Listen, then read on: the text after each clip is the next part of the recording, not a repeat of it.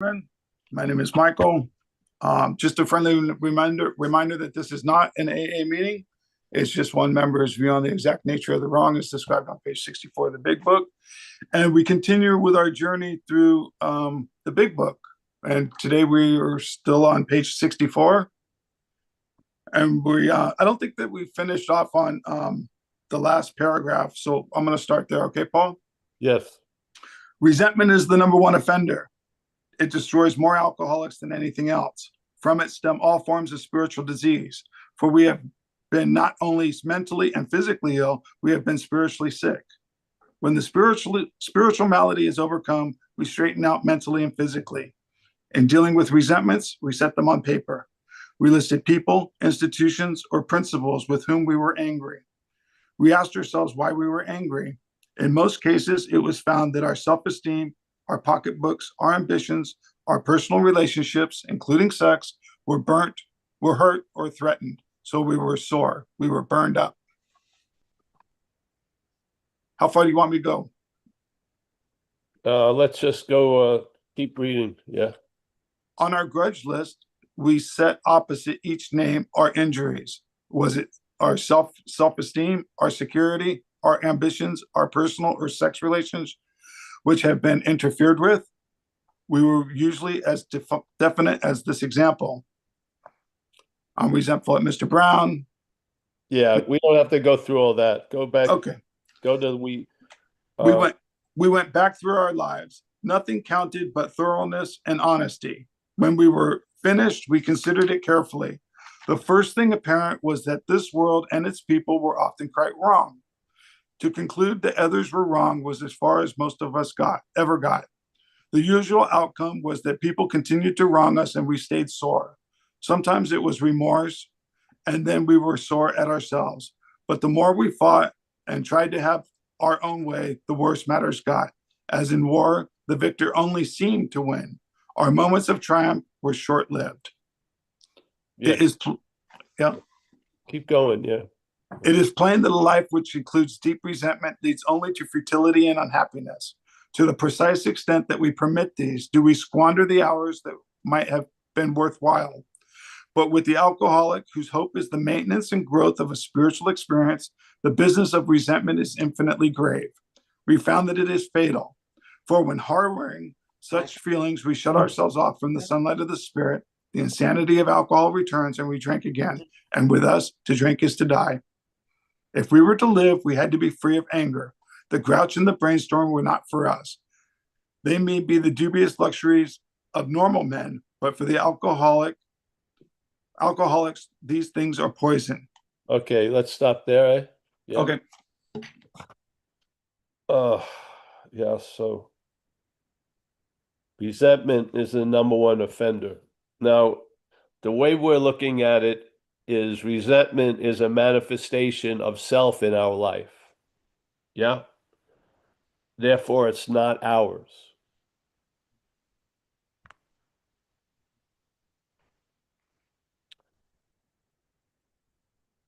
Instead of trying to starting at this understanding, you'll see the book in a new way quite a lot. So resentment is a manifestation of self in our life. And it was one of the many ways self has defeated us. Probably the most strongest way, which is living in grievance and resentment. Yeah? Yeah. So what we're sharing and holding together as a group is that the manifestations of self in our lives are not our manifestations. It's just a simple black and white thing. They're not saying there's no manifestations. They're saying they're not ours. It's different. Yes? Yeah. I do not see a head living free from resentment. I don't. Because it's so engaged in an agenda to reinforce the you that it has to rely on the past and the future to do that. So it basically remembers you as the one who had been put upon or imposed upon. Yes? Forgetting any part of your role in it. Yeah. And so these grievances become part of the attitude. Yeah. And you have to admit, drinking and using has not even been mentioned here because we're now in a level of the underlying causes and conditions. Yes? Yeah. The effects, the drinking and using are a whole other topic, which have their own problems once you drink and use. Yes? But now we're going before the drinking to the underlying causes and conditions. And one of them is resentment. And if resentment is such a powerful thing, wouldn't you like to know if it's yours or not? I mean, seriously. Because if it's yours, then you have to change. Yeah. If it's not you, if it's not yours, your attitude has changed already. Yes. So resentment is the number one offender. It destroys more alcoholics than anything else. Wow. From it stem all forms of spiritual disease. I don't think the spirit has a disease. Yeah. But I would call it a mental illness. Yes, for sure. Which produces an emotional illness and a physical illness. I think spirit is untouchable, really, humbly. Yeah.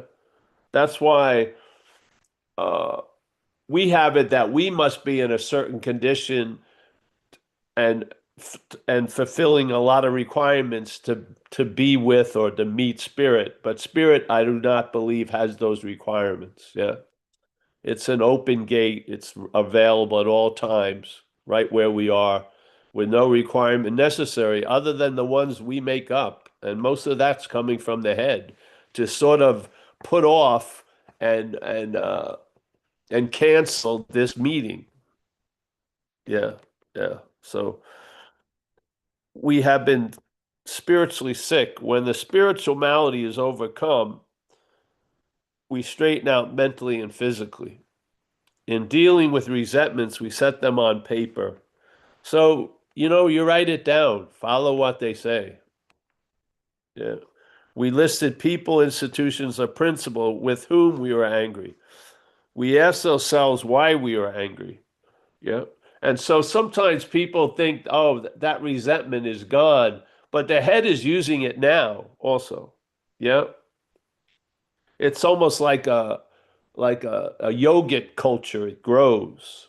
Yes. So you have a resentment and now you don't feel it, but your head is using it now. Yes. Yeah. We asked ourselves why we were angry. In most cases, it was found. Now we went over this the other day. See the difference between, in most cases, it was found that self-esteem, pocketbooks, ambitions, personal relations were hurt or threatened.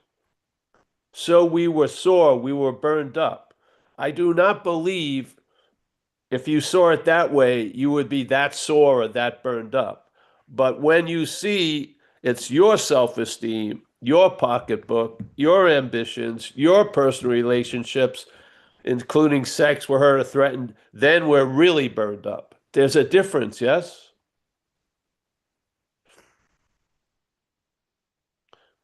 A life directed by the higher power or your life directed by self are two different lives in a sense.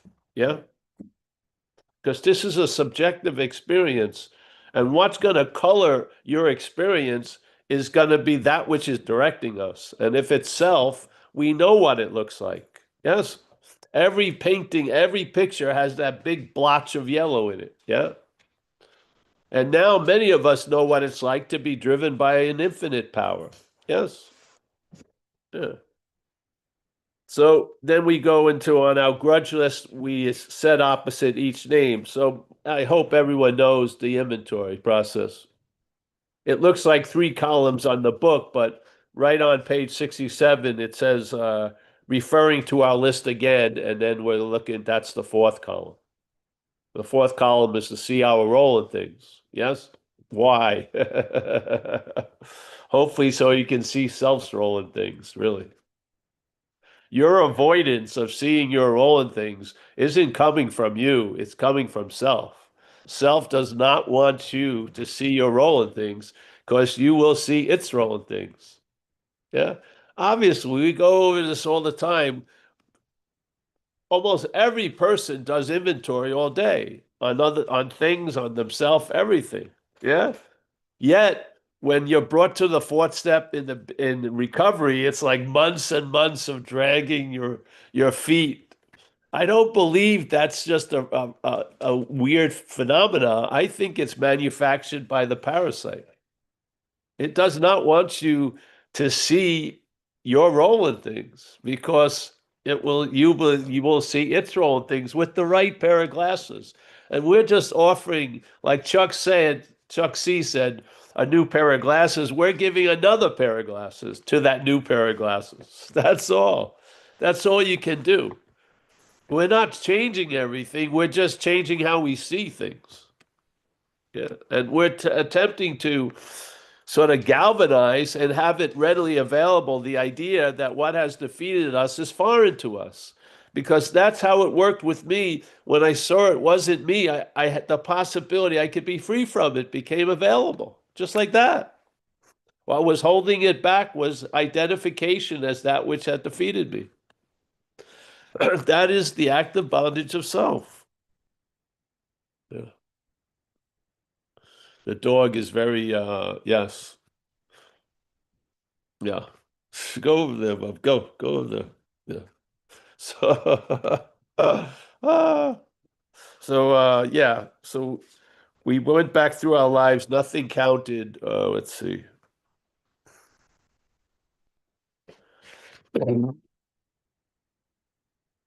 It is plain that a life, I'm on page 66 now, the second paragraph.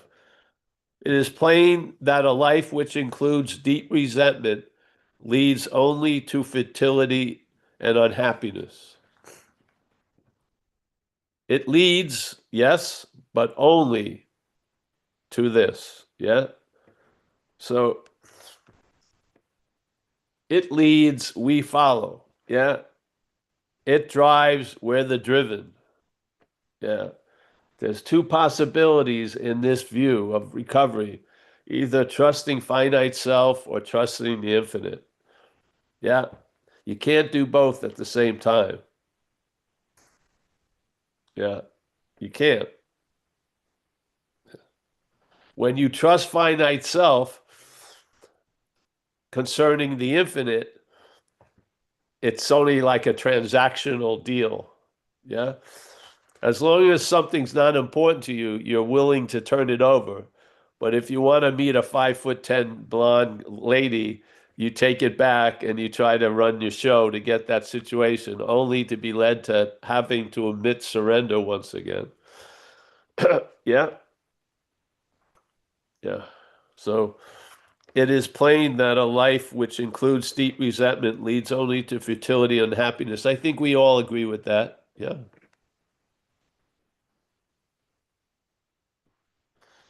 So if there's an identification as self in one's life, and that's the dominant influence, then that life is going to include deep resentment, which is because that's one of the major manifestations of self in our life, is resentment. And its logic is any life which includes deep resentment leads only to futility and unhappiness. That's a pretty clear diagnosis. Yeah. I remember, just innocently, when I learned about resentment, I would wake up in recovery and say, I'm not going to resent anything today. And then in 5 minutes, I'd run into a resentment. Yeah. But I was assuming I had some control because they were mine, but they're not ours. Yeah. There's something else that's manifesting through us, and it's clothed in the sense of it's us. But when you try to exert power over it, it doesn't fucking listen, does it? Like I know a lot of people who went out and drank again did not want to go out and drink again. I know intimately thousands of times where that person, if you put them on a lie detector, they would be truthfully expressing a huge desire not to drink, and then they're drunk an hour or two later. Yeah. What is that but an example of powerlessness?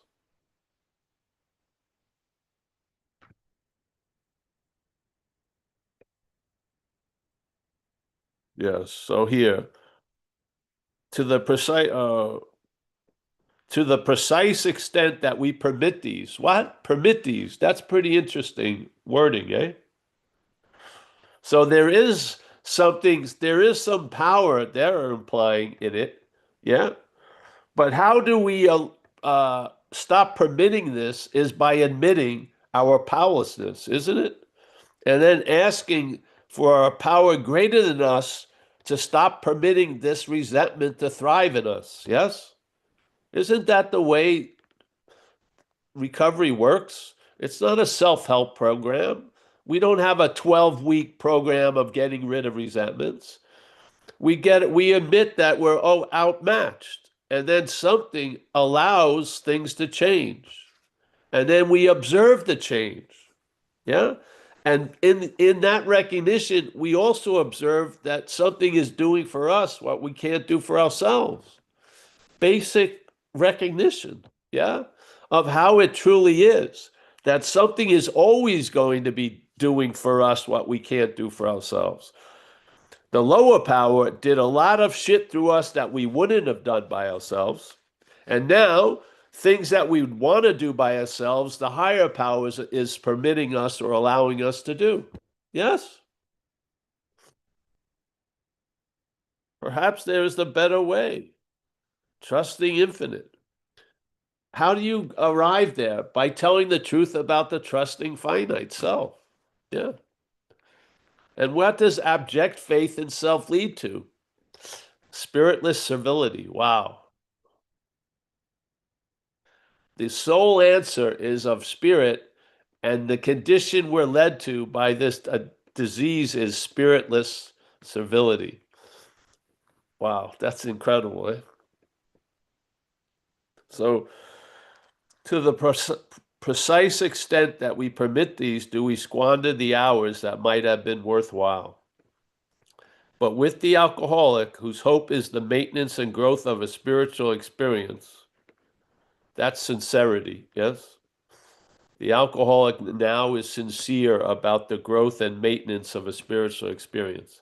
May not be good at it, but there's a sincerity there, yeah? A willingness.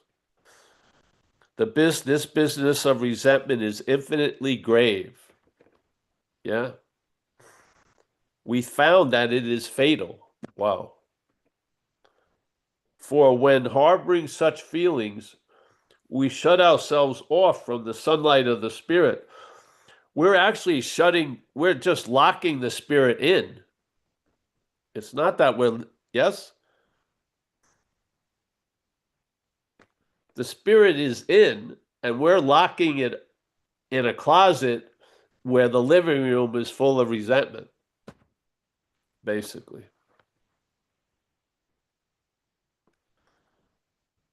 I do not believe spirit is outside of us. I believe spirit is everywhere.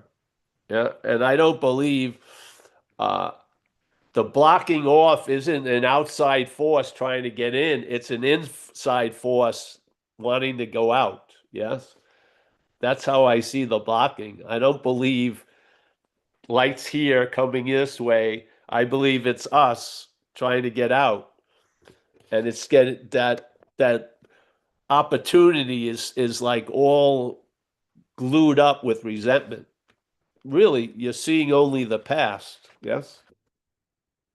And the spirit is of the present. Yes. Yeah.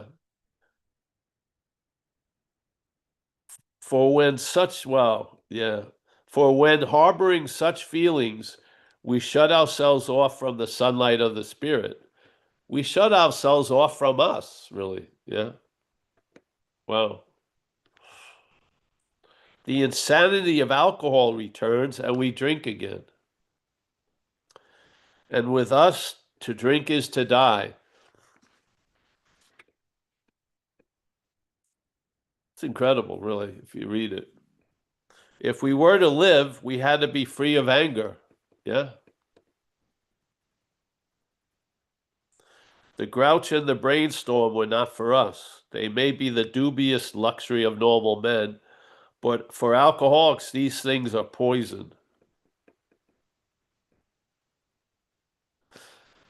Have you noticed that you look at a lot of people and they seem to get away with a lot of shit that you can't seem to get away with? Like if I give someone the finger on the road and then I slow up next to them and stare in, there could be an altercation or something. I run into a car, something fucking happens. Yeah. It's just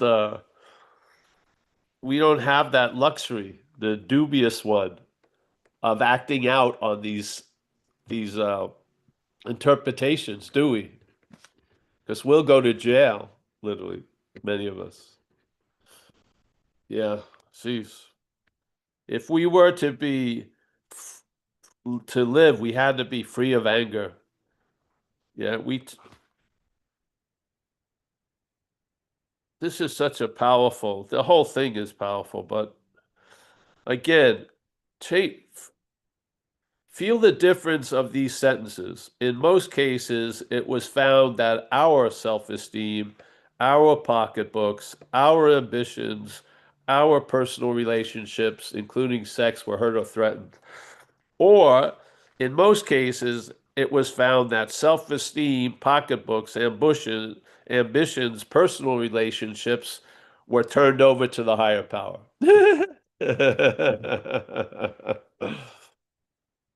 I would imagine the results would be quite different. Yeah. As long as they're mine, they own me in a way. Yeah. And I have humbly been shown that I am not managerial quality. Yeah. When I move to get what I want, it gets a lot of other stuff. Yeah. Yes. So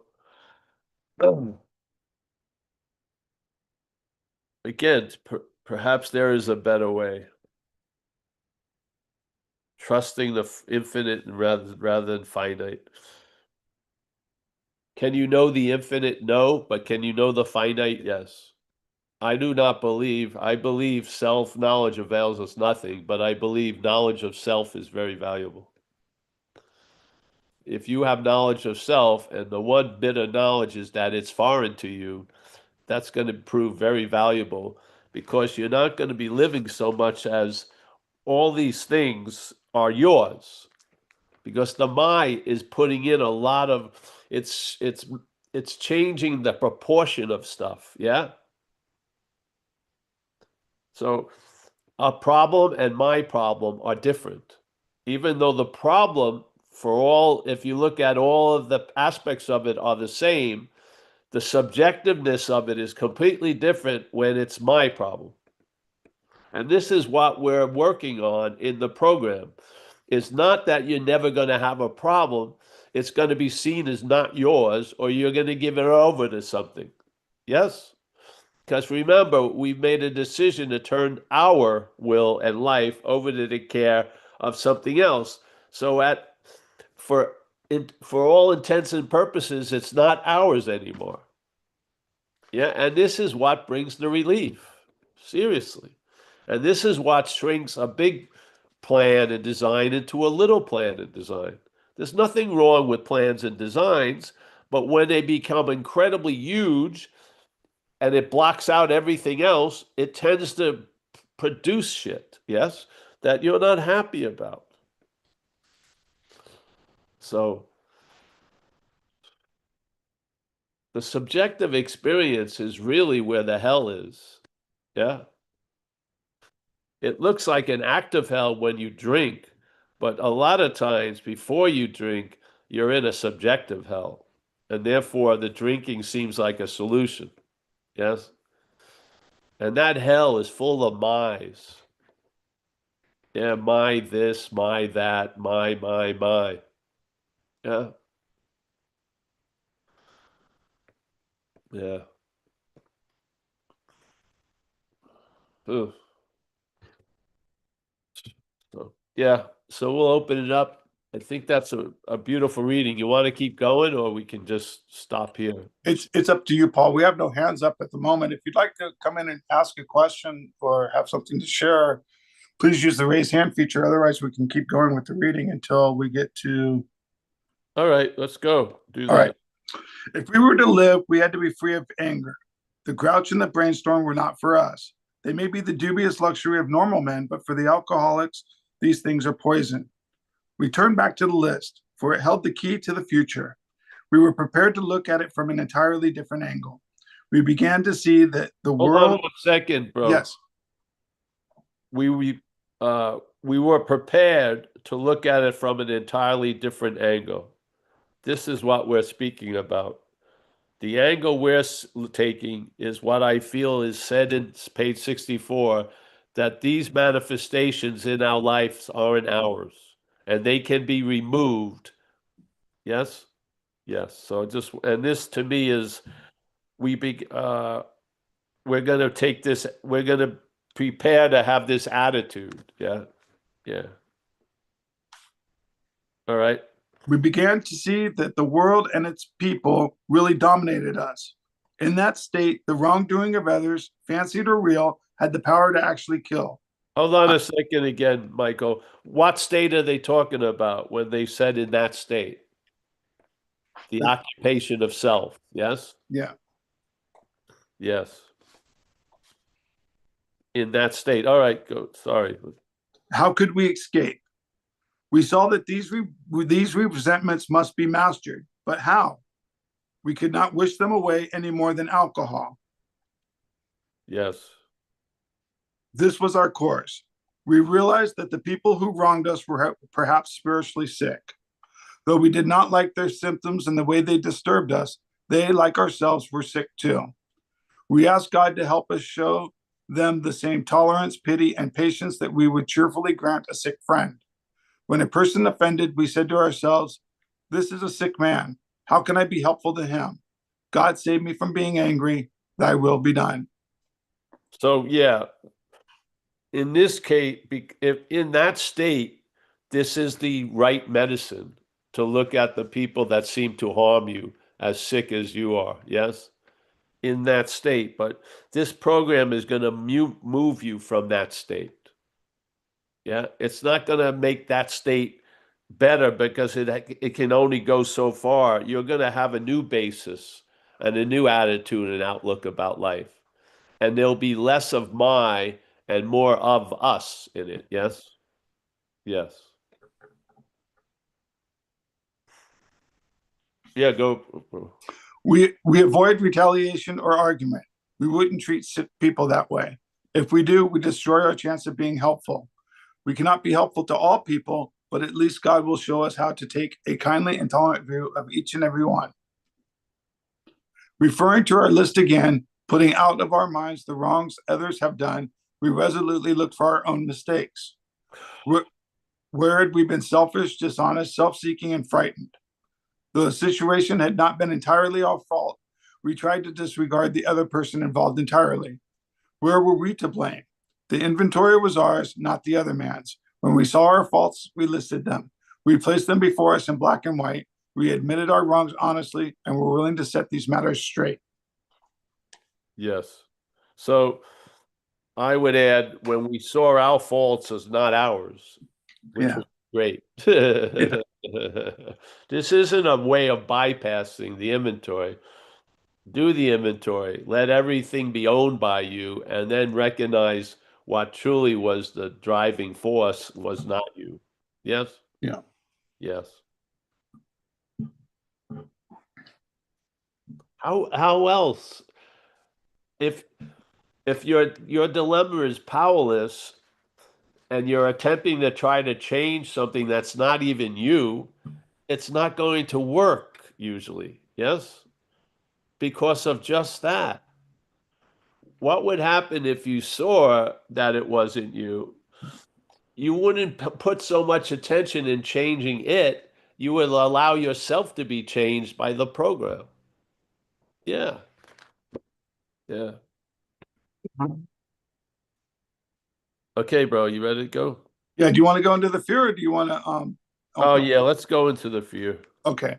Notice that the word fear is bracketed alongside the difficulties with Mr. Brown, Mrs. Jones, the employer, and his wife and the wife.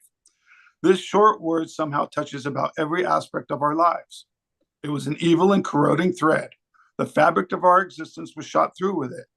It set in motion trains of circumstances which brought us misfortune we felt we didn't deserve. But did not we ourselves set the ball rolling? Sometimes we think fear ought to be classed with stealing. It seems to cause more trouble. We reviewed our fears thoroughly.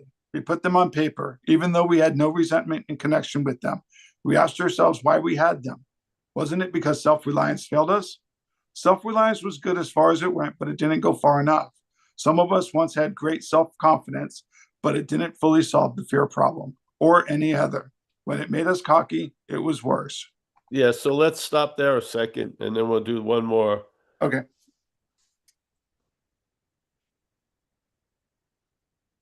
So fear is an evil and corroding thread. The fabric of our existence was shot through with it. If that's the case, it must be reinforced and agitated by some act, which I believe is mental anxiety. Yes? So the fear is a potential aspect of all of us, but usually it's triggered by an apparent threat. Now the head can trigger it by just worrying about yesterday and tomorrow and stuff. Yes? So that's, to me, the fear isn't really doesn't have the ability to stretch as far as it done in our lives unless it's fanned by mental anxiety. And that mental anxiety is also produced by the faith we have in the thoughts, as it says in the page 53, 54 of We Agnostics. We are abjectly faithful to this God of reason. So we have been listening to the alcoholic thoughts very religiously. Yes? And they have been fanning like a vague mental anxiety that we call fear, but it's not really a correct recognition of it. You know, it's mental anxiety, fanning it constantly. So he's saying here, wasn't we asked ourselves why we had all this shit, all this fear? Wasn't it because self-reliance failed us? What the fuck? I don't know how this can escape our attention. So he's just given, because for many of us and many meetings, how many times was the meeting's topic was the fear? Yeah. Fear. And, usually it was because people were in fear, or acceptance because they weren't in acceptance. And it's constantly a topic. But fear in this view is an effect. The fear that we're talking about that has intruded in the fabric of our existence is mental anxiety. It's fueled by mental anxiety. And here it says, we asked ourselves while we had them, wasn't it because self-reliance has failed us? So great faith in the self, meaning the God of reason in the head, is leading us into a state of fear fanned by mental anxiety. It's incredible. Yeah.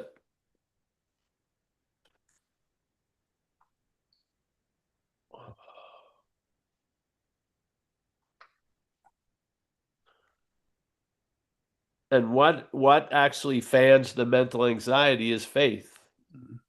Faith in the thoughts that are telling you what to do, or you're never going to get that, or you're going to lose this. Yes? And we're just getting like minor electrocutions all day.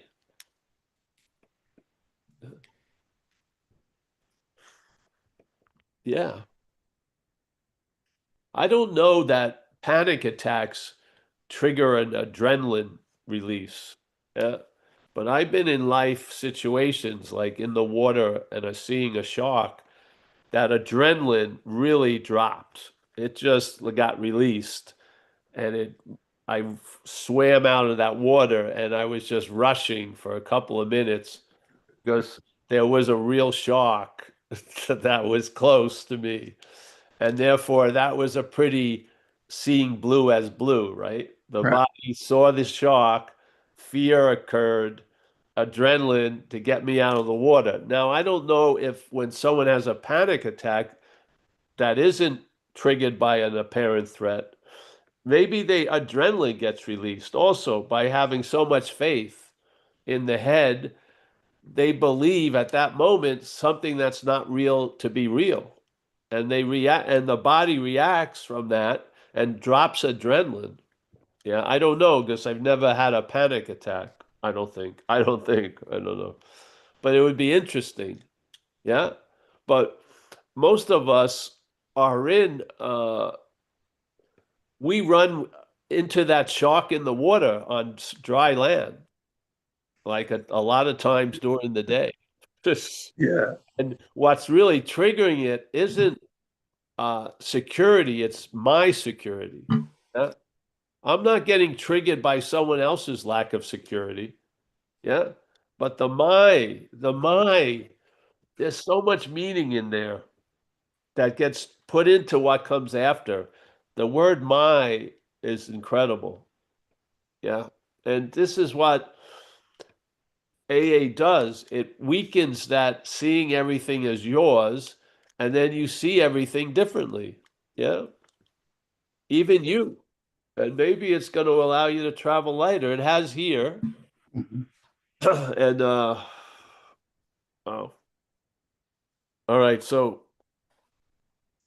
the cause of mental anxiety, fear induced by mental anxiety, to be clear, is self-reliance. How are you relying on self? You're listening with great uh, loyalty, the thoughts that are explaining you to you and about life and everything. Yes?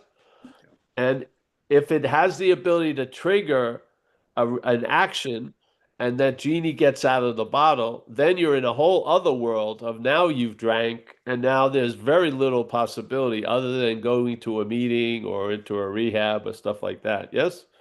So suddenly your point, this thing squeezes down immediately as soon as there's a drinking or using. Yeah. Yeah. And a lot of times that's the intention of the head. It wants you to act out. It's not enough just to drive you crazy. It wants you to act out because then you get a tattoo, Life will tattoo you. Like I have gotten run over, and that's tattooed me since 1980, a disability. So this is what it does. Uh, I think it not only it wants to move you to act. And thank God we have been restored to sanity, considering, the insanity that precedes the first drink, at least. That's an amazing condition.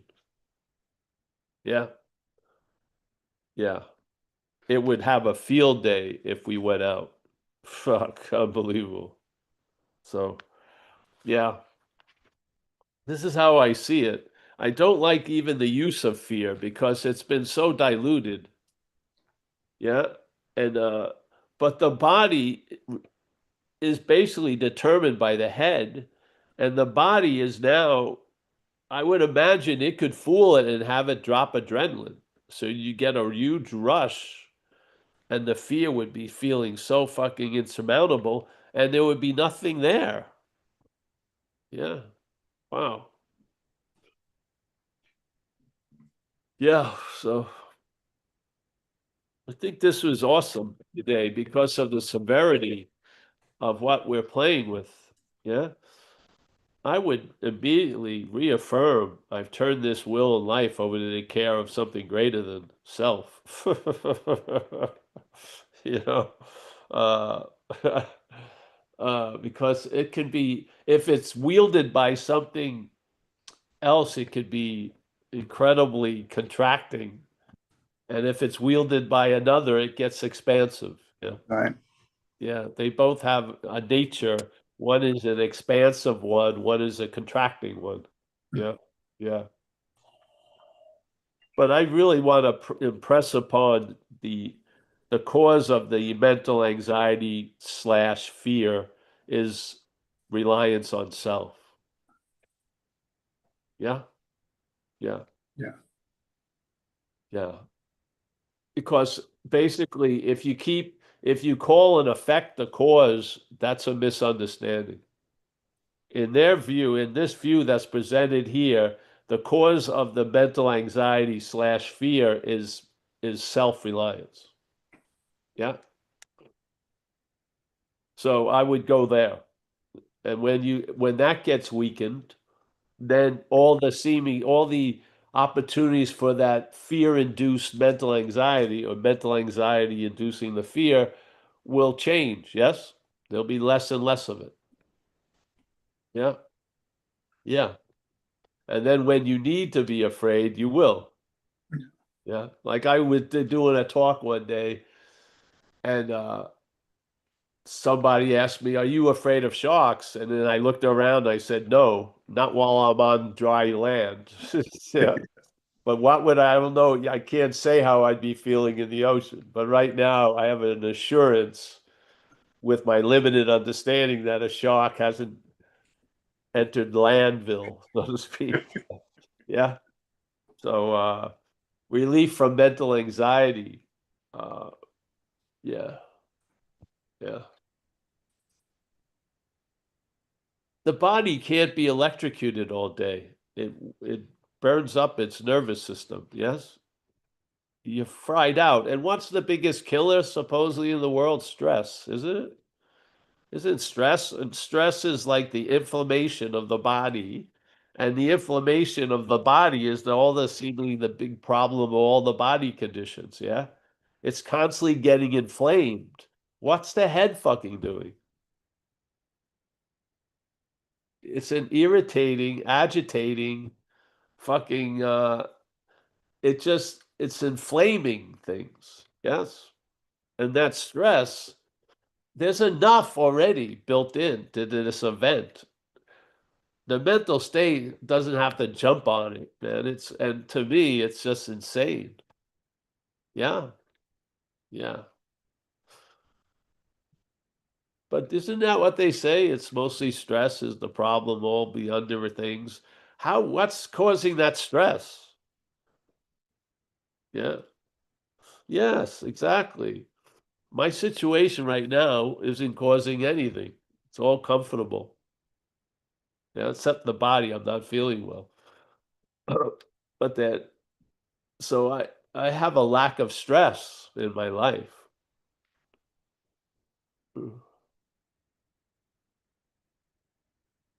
That's part of traveling later, really. Yeah. A lot of things. We're not in the outcome business. Yeah. It's not up to me to determine or decide anything, really. All we do is suit up and show up. Yeah. No one, not one of us have ever gotten anyone sober. Not one of us drove anyone to drink, literally. Yes. We're just players in a larger play.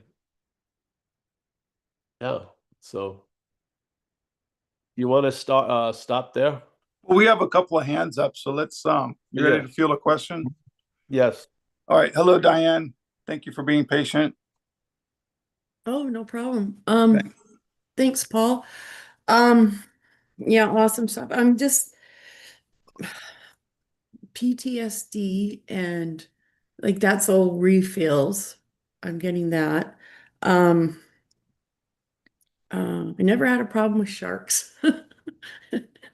But but that mental anxiety, the stress around me, I have a lot to do, I do, but it's getting done. And um these refeels and fears, I feel it in my gut too. So, the process of step 6 and 7 you're talking about, right? It centers in the mind though, right? So this is an easier way, is what you're because there's all sorts of things of the process of 6 and 7. There's books written on it, like Drop the Rock, and that mindfulness and grounding, and well, grounding to me is connecting to the world too, right? Isn't it? I mean, when I'm connecting to it, and so I can feel that, that stress kind of get released and everything like that. But um yeah, I don't know what do you know what I'm trying to say? A Uh, little bit more of the process. well, we already have a process called the 12 steps. We're Yes. going to a fundamental underlying conditions and causes. We're not, you've already been offered a way of life. We're not offering you another one. Yeah, so the No, process of we're six just and seven. we're just allowing you can be a bearer of light into your life situations, or you can be seeking the light. I'm on the first part. I believe you are the light, and that light can be released on the recovery program, and that's what we do here. And then all the other levels of conditions that skillful means are valuable too. We're not really concentrating on any of that. We're concentrating on the before that causes you need to have so many skillful means after, because I believe you could see the before differently, and then you may not need to do all this other shit as much. Yes, yes, yes, very strongly. So we just stay on that. So I believe we have skillful means in AA. They're all perfect. They work great to give you that, slowing down up that train that wants to build up some speed to bring you somewhere. So every day you can just slow the train up. I want to realize the recognition of the station and the train. And I believe the station, a lot of trains come and go in it, but you never leave the station in a sense. And I feel the spirit's condition is always available at all times, right where we are. And I rely on that more than anything else. Yeah. And it's brought me I don't have, yeah, yeah. I come to rely on it instead of self, so to speak. Yeah, so that's what we work on. I'm not up with all the new contemporary stuff, and whatever works for you, it's going to work for you temporarily, probably. Yeah, I want to find something that is not so much time based. Yep. Yeah, that's what I'm definitely looking for, and it has been working. You're at the right place then, because Yeah, what and we're I watch your videos every day. I don't come on live very often, but and it has been working for me for sure. But I have to keep on with you all the time with it. Just you don't because, have to. You don't have to. Just see it as a something you like to do. You don't have to do it. Literally, you don't. You're in good hands, no matter what. I Yeah. am, but I feel like I'm being pulled back into a process for me to see um what made me. So that's self-esteem too, isn't it? Going to a Well, psychologist kind of thing, and them kind of saying, well, this is this and this is that. Um, remember what the thing is for you and I to be of maximum use, yes. ourselves and others. It's not a forever getting better. It's getting us functional. And then we're going to be used. Yeah. Yeah. And then sometimes the trying to find out becomes a rabbit hole for the head. And then there's lots of forms of addiction that aren't with drugs, alcohol, food, money. Yeah, addiction can appear in a spiritual manner where you're looking for this and that and that and this, and it just goes on and on. Uh, Something that truly works uh, doesn't have to constantly be worked, so to speak. Yeah, it generates its own workness. Yeah. And so it's like we try to use because my intimacy is like with being in the water, the ocean, and riding waves. And when I was riding waves, I had a lot of disability with my legs, so I had to be smart. So I had to look at where the waves were breaking, and I got used to a couple beaches, so I would know where to go where the waves were going to happen. And then when the wave would start to perform, I knew I needed just to paddle a couple of times. And then you could feel the takeover of the wave. While you were moving in the water, you would feel the wave take it over and you'd stop paddling. Yeah. And if you paddled, it was a mistake at that point. You stopped paddling and then the wave did the rest. This is what I feel in this world. Yeah. I've learned how to paddle. I've recognized certain things. I try to get there and I know when to stop the paddle. Yeah. Yeah. And the wave does the rest. What you want to call it, a spiritual wave or a good orderly direction or something?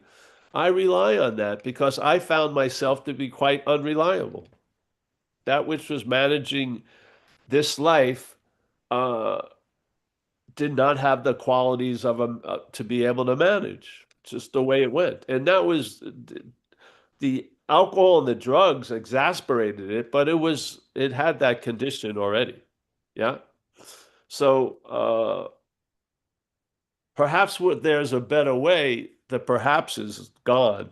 There is a better way. It's not a perhaps, and that's how it's structured here. Yeah. So I try to get to what's underneath things instead of trying to dance around the things. I did that, and I loved skillful means when they were necessary, but I would like to grow out of the need of skillful means. Yeah, yeah, I would. So, yeah, where it's the new norm is what you try to get yourself into. It becomes the new norm. And then you realize nothing can get you out of it. So it's freaking cool. Yeah. It's not an experience. You're not going to stabilize an experience. You're not going to stabilize an experience. It cannot happen. Experiences are mixed with outside circumstances, situations, settings, and shit like that. But there is, on the basis level, that becomes a defining factor, is the basis that you're resting on. Yes? And our basis is going to be changed by this process, which is we're going to have a new attitude and a new outlook and a new freedom and a new happiness. Yeah, yeah. And we're not going to be looking at things from on a shaky tripod. We're going to have a sound basis, and you're going to see Yeah, things. I did that way, right? I saw so many things, and it just reminded me of, that being convinced all the way back. It says each person is like an actor. That's right. We're all trying to run, not just me, right? Well, Not the just thing is, me. this person is like an actor, and the actor seems very, very similar to all the other actors. Yeah, because the person has been lost. And the alcoholism is now completely emphasizing the acting out of it as the actor. But we have lost us in a sense. And the actor has been emphasized. And the actor has this whole idea of terminal uniqueness. And when it's on the stage, it starts running into people exactly like itself. Yeah, or you go to AA meetings and now you hear, "Oh, I thought I was the very unusual actor," and everyone else thought they were the unusual actor. Yeah. So when you meet an alcoholic, I mean, yeah. So we've lost. Each of us has lost. Seemingly, it hasn't been lost. It's been neglected. Let's say. Uh, there's been a neglect. We haven't done it.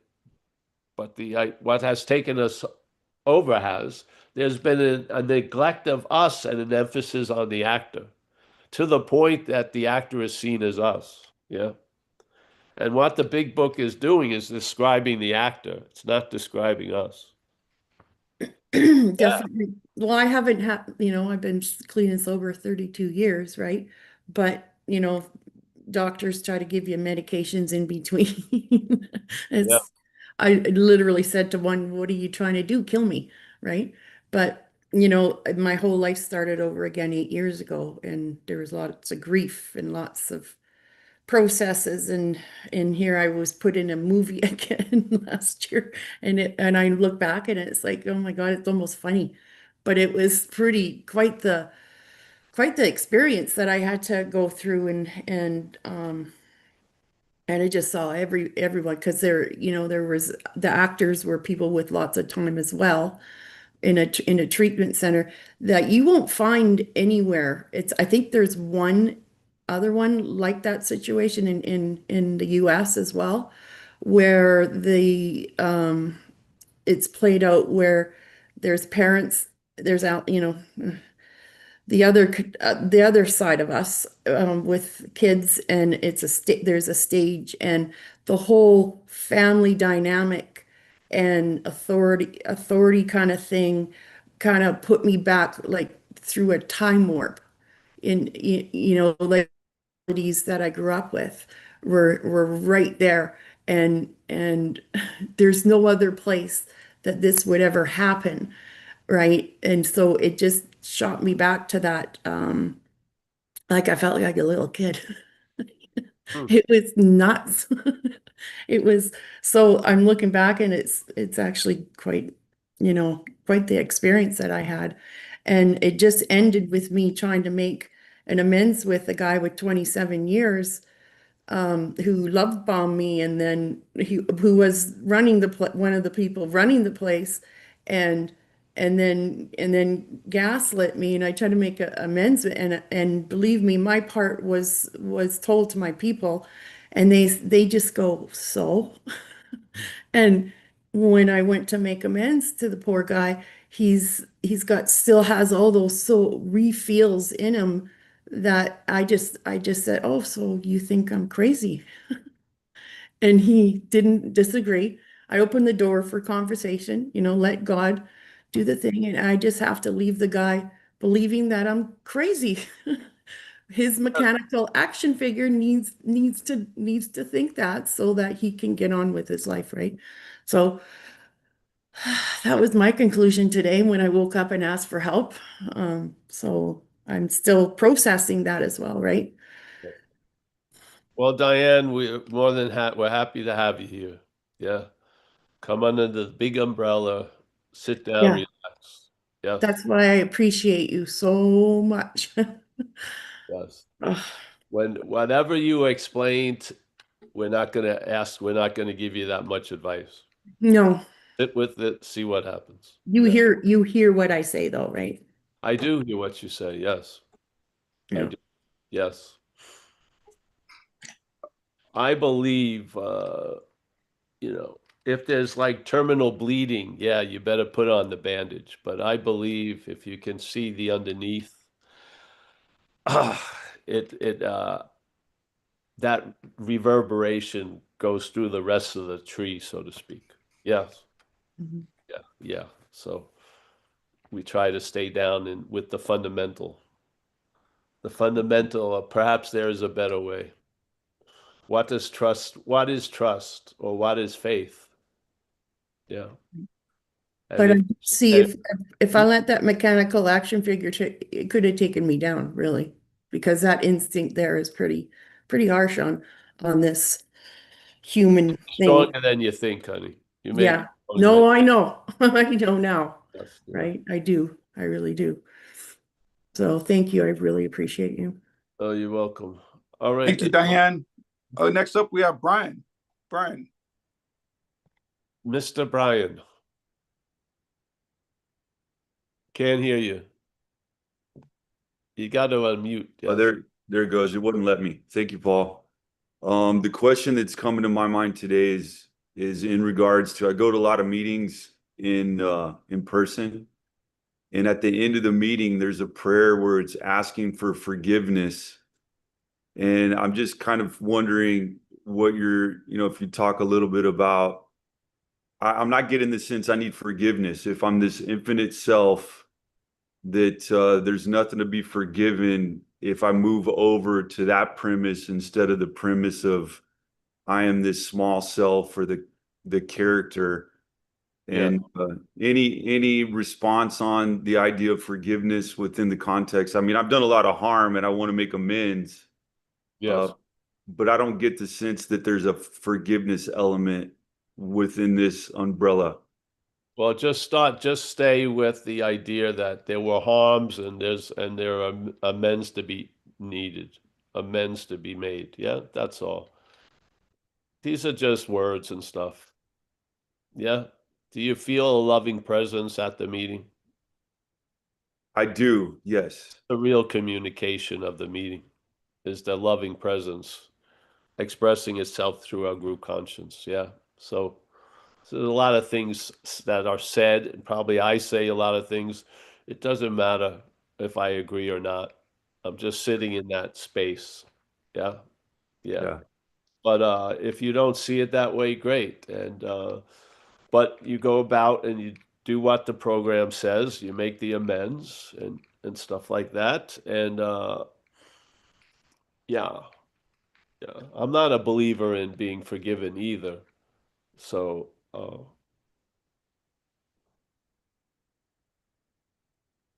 but yeah, that's just how I see it. Awesome.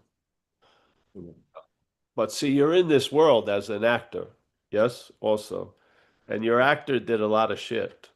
And you're sort of like if I had a dog and the dog took a shit on the lawn of my neighbor, I need to clean that up. Well, your actor is your dog, seemingly, and you have to clean up what the actor shitted up.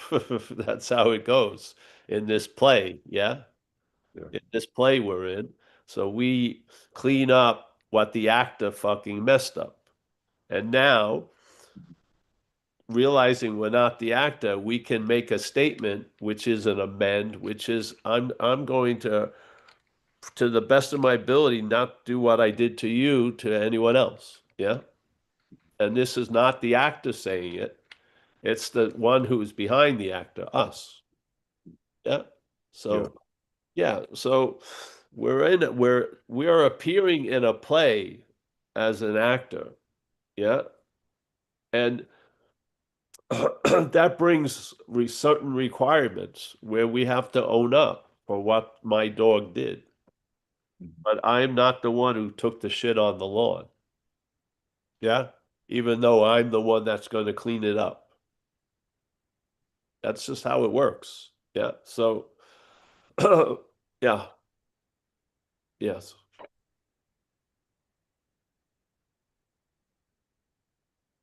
Yeah. You got it, bro. Yeah. Yeah, I think I'm just thinking too much about it. Yeah. That's right. Just do it. Just do it. And,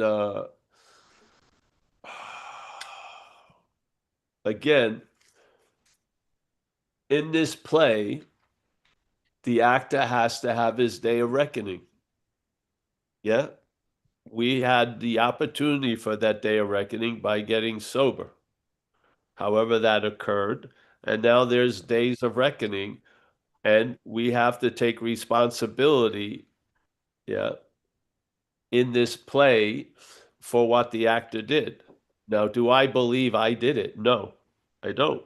I believe the actor was driven by Yeah, something that's what I'm looking for. I just want to make sure that I'm on the right well, context. there's no right, but that's how I see it. Yes. So the actor and me are affiliated in this world, and what the actor did, I need to sort of, yes, yeah. I had to go to that court and plead guilty. Yes, and then yeah, yeah. It's a tricky thing. I like it talks about us and an actor, and us may look very different, but the actor is the same. Yeah. The actor that's driven by alcoholism and addiction are very similar. Now, the us, we may be different, but the actor that has been what we have been presented as in the dreaming in this play is very similar. We're cut out of the same mold. Yes, we all are just addicts and alcoholics. Yeah. So, and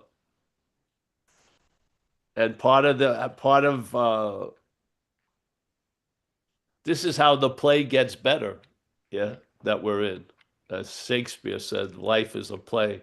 This is how the play gets better is by becoming accountable for what happened through the actor, yeah, in your life, so that the actor doesn't play such a big role, especially having uh it'll still be the star of the past if you keep, yeah, living as the actor. But we decided not to live as the actor anymore. Yes? Knowing it or not, you'll find out. And that we're more of the us and less of the actor. And how to really break a lot of the bondage to that actor is cleaning up the past that it made a mess of. Yes? If you try to bypass that and jump over that, you're going to be held by the past. It doesn't work. So this works. Yeah, you go up, you stand up as the actor, knowing you're not.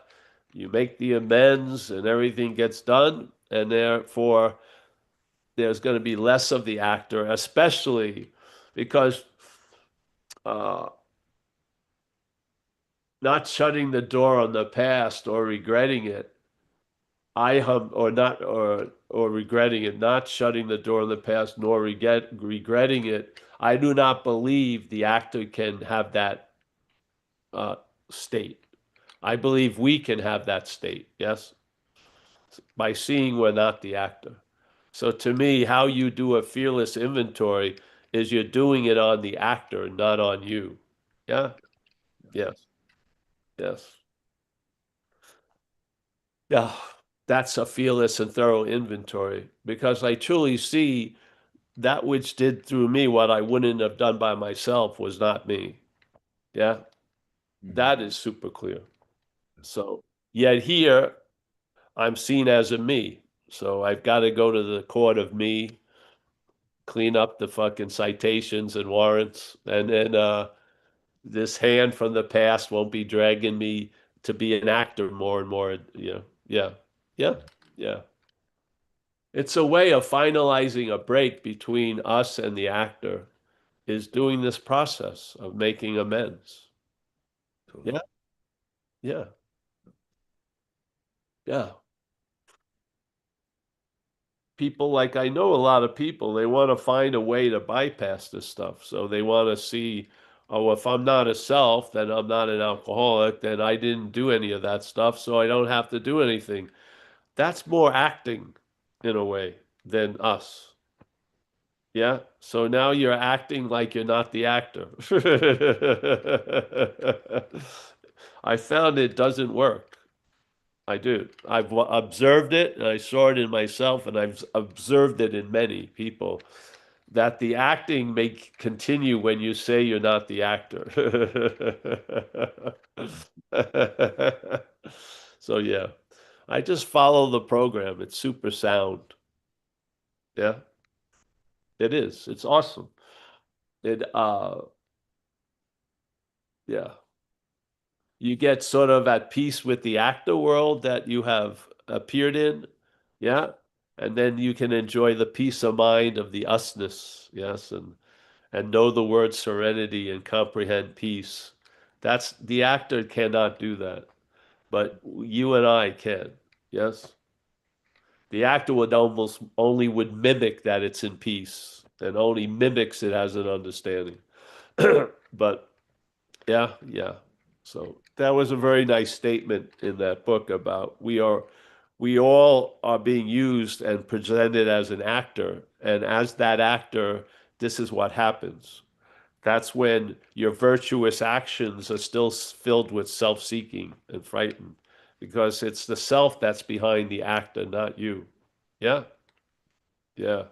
So I've seen a lot of people try to bypass use non-duality to bypass the requirements of the program. I would just do what the program has suggested. Yeah. Do 4 and 5, do 9, do that, but the continually doing of it will change, because if you get in the habit of bringing the actor when it's seen to 6 and 7, you won't be doing much of 8 and 9. Yeah, because the actor wouldn't he didn't have the right prop to produce a big effect on the stage. So 8 and 9 you'll be relieved of. Yes. So yeah, it's a nice way of seeing it. Because the actor, we all feeling unique and terminally unique, we look the exact same. If you ever got into a program that has seen many of us, and every time they're talking to you as an alcoholic, you're going, I beg to differ. This is Paul, but they don't waver. They just see you as exactly as the actor is, which is as an addict, while you're sitting in there as an aspect of the actor saying, no, no, no. Yeah. But, they did a great job with 2 years of my life, better than I would have done. Yeah. And they had no vested interest in me at all. It was awesome. They saw me from the first day to the last day, and as an addict and alcoholic. They were completely about the actor, and they dealt with the actor. Yes, yeah. They weren't into the spirit world. It was the actor. And as an actor, bro, you're fucked. Yeah, yeah, yeah. It was trippy. All right. Anyone else? Yeah, we have one more. Thank you, Brian. We have one more with Andy, and then we'll close it out. Come on in, Andy. Ask you to unmute. Thank you so much for doing service. Nice to see you again, Paul. I don't know how to really say it, so I've got a question and some advice, if that's all possible. So I met you in 2020. You came and did a share for us. Luke and Graham, I think, booked you in CA, and you come along. Since then, yeah, I basically followed everything. Sorry, I was going to say something. Where was I? Where was you? Oh, yeah, you came to CA and you did a share for us. Luke and Graham booked you. Yeah. Yeah. So that's the first time I ever heard you. Since then, I've been following you like clockwork. You're a massive part of my recovery. I pass it on to the blokes as well that I work with. The question is, have you had a spiritual experience? Because I got re-stepped this year in January. You had what? Went through the step. Have you had a spiritual experience? Because I got re-stepped this year, and I had a spiritual experience from it. You talk about the Kodak camera and putting a P9-100 in front of it. You've still got going spiritual. You've still got the same old camera, but it's like putting a P9-100 in front of it. You've just got a broader outlook. When I had this spiritual experience, you also talk about popping out your spacesuit. I've had the same thing. I've got like a peripheral vision now to that, compared to that tunnel vision that you talk about. And like I've got the sensation of a higher power. I feel the vibrations. And a few of my lads as well are having spiritual experiences. But I've got one of them that is like almost rebelling against the spiritual experience. Would this be like rebelling against self and consciousness? Well, maybe it's if it would come under the name of self-rebelling. Yes. You got any advice then on what I can pass back to this person?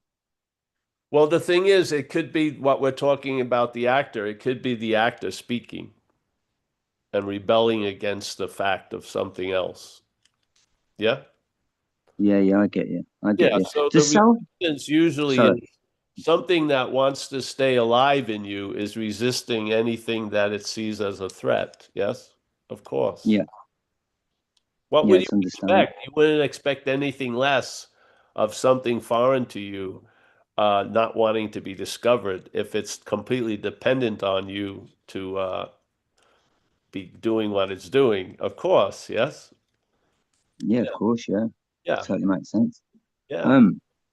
The self part as well, it's completely gone. Does that ever come back, or does it ever come back with you? Or it's like I say, I don't have that voice anymore. I just have Oh, great. consciousness. Oh, I have, fantastic. yeah, just consciousness and thought. Um, but there's no like golden oldies, or there's not even any like broadcasting from self anymore. Oh, Does it very stay good. like that? Oh, very good. Well, it may come back and you'll just know it's not yours. So, Popping out your spacesuit as well. Does that peripheral vision stay, or does that tunnel vision ever come back? no, the tunnel vision uh, hasn't gone anywhere. You just see it from a panoramic view. Oh right. Oh yeah. It's this whole Thanks. Yeah. place is based on emphasis. So Yeah. at there's always going to be a view, but it could be panoramic or myopic. Yeah. And now when it's myopic, it has certain qualities, which is uh, it doesn't brook an existence of a panoramic view. It can believe that the myopic view could get a little bigger, but the panoramic view sees the myopic with no interest of doing anything around it. So it's much more expansive. But yes. My biggest fear was always popping back into that. But yeah. What's popping back into it isn't you. You've never moved what you are, I feel. Yeah. The head held as you goes in and out quite a lot. Now, what happens, I feel, is you see that, and seeing that uh, you're not the movement, there's a sense of stillness there. Yeah. So, yes. Well. Yeah. Yeah. I'll understand that in a day or two, I think. Yeah. Yeah. The thing is, see, I just had someone over who's very adept in Buddhism and stuff. He came by. And of course, there was, uh, cease having judgment and stuff like that. And I said, well, why not just look at you're not that which has judgment? Because that which has judgment obviously would think ceasing judgment would make things better, but that's duality and it doesn't work. So maybe all this stuff, instead of trying to overcome it, you see you're not of it. Yeah, that's how it's Yeah. working here. So that's what I stick with. Oh, that's brilliant. Thank you so much. I find success in continual defeat. That's where I find success. Yeah. Yeah. Powerlessness. That's brilliant. Thank you so much, mate. It's nice Yeah, to talk to you. yeah. Well, nice to see you, bro. And yeah, that's great. All right, hope come back, and I can't see you on the thing screen. I don't know why, but hey, nice to literally not see you, I guess. Thank you, Andy. Andy, we're here. Oh, here he is. All right, the agent. Nice to see you, Andy. I saw you. All right, nice to see you, bro. Thank you, Andy. We're here every Tuesday and Thursday at 10:30. Yeah, come on. Standard. Come and join us occasionally. Yeah? Yeah. Great to see you. All right, we're gonna end, bro. Michael. Okay. Yep. What a great meeting. Thank you, Paul. Always a great meeting with you, Michael, and Mickey and everyone. We've got Brian, as always. We got Michael, Chris in Lexington. We got Kerry in Hawaii, looking a little better. Yeah, yeah. Mickey, our forever greeter. Rico, a man of his word. Matthew. Jess, nice to see you, Jess. I told you about the guy, the Irish guy at the funeral. Yeah, that was trippy. Joseph C. James Lebowski. I don't know what he's doing. I think he's trying to do some weird